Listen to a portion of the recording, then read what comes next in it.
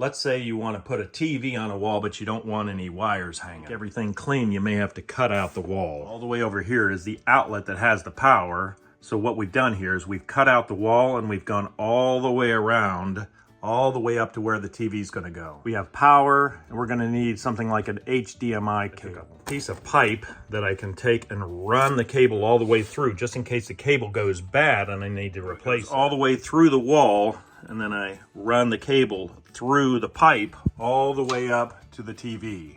I've got a place here where I can add the computer, and then everything will be kind of wireless and clean. While I'm running the power from this outlet, I'm gonna put some extra outlets in and around, so I've got some extra outlets. Cut out the wall, but I saved all the little pieces so I can put it right back into the wall. Placed wood back in here, so I've got a way to reattach the drywall. I've added wood all the way up so I can put the drywall back in place. The same drywall, it goes in nice and easy. We're gonna need to use some spackle to get everything all situated so it blends back into the wall. An extra piece of string in there, so that way if I need a new cable, I just tie it onto the string and pull it all the way through. Place a drywall screw in here to make sure everything stays put.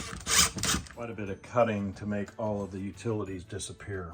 Put some drywall tape on and start mudding everything in. In order to get the tape to stick to the wall, need a little spackle. Stuff is a little stiff, so we may need to add some water to it. Even though it's a bit stiff, we can still stick the tape down with it. It just sticks the tape down. Don't add any, so it makes a big, huge bump in there. We'll add a little bit of water.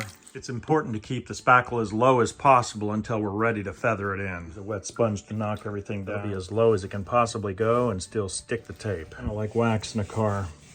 Once the tape fuses, we'll start to work the contour. Everything dries, we'll add a second coat to everything. Push the blade up against the wall very tight on this side and loosen it on this side. We can blend in that seam. You can see it's a lot better up here than it is down here. Soapy water keeps everything nice and smooth. Going for the illusion of flat. It's actually higher in the middle and then lower as we scrape along the side. We want to make sure everything is as low as possible, so we'll squeege it off here. On the back of the knife, we're going to have a little bit of spackle. Collect it on a bigger knife.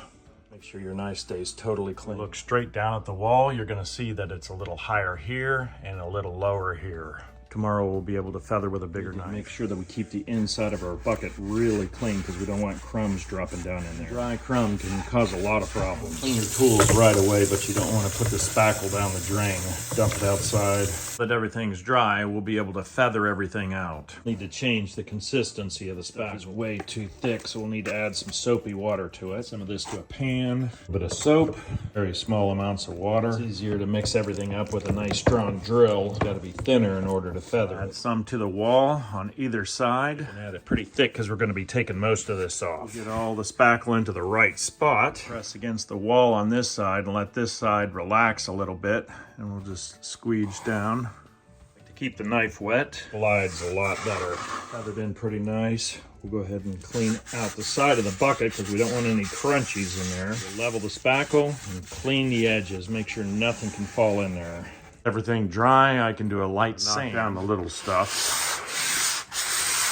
The last coat will be very thin and smooth. Any area that's just a little bit low. The coat is so thin, it'll dry pretty fast. Everything dry, everything's complete and ready for primer.